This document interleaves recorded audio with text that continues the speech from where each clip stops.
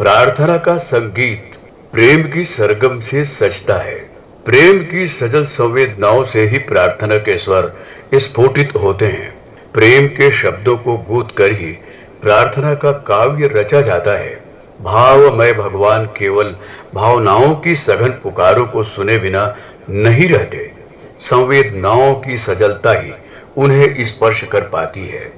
सजल संवेदनाओं, सघन भावनाओं एवं प्रेम की प्रतीति को जो अपने जीवन में घोल देते हैं, उनका जीवन सहज ही प्रार्थनामय हो जाता है। सूफी फकीरों में इस बारे में एक घटना बहु प्रचलित है। सूफी फकीर नूरी को उनके कुछ अन्य फकीर साथियों के साथ काफिर होने का आरोप लगाया गया था।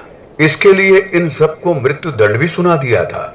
मृत्यु दंड की घड़ी में जब जल्लाद फकीर नूरी के एक साथी के पास नंगी तलवार को लहराता हुआ आया, तो नूरी ने उठकर स्वयं को अपने मित्र के स्थान पर पेश किया। ऐसा करते समय नूरी के चेहरे पर गहरी प्रसन्नता और स्वरों में भरपूर नम्रता थी। इस दृश्य को देखकर दर्शक स्तब्ध रह गए। हजारों की भीड़ एक पल को सहम गई। अचरज से भरे जल्लाद ने कहा, हे युवक, तलवार ऐसी वस्तु नहीं है जिससे मिलने के लिए लोग उत्सुक एवं व्याकुल हों, और फिर तुम्हारी तो अभी बारी भी नहीं आई।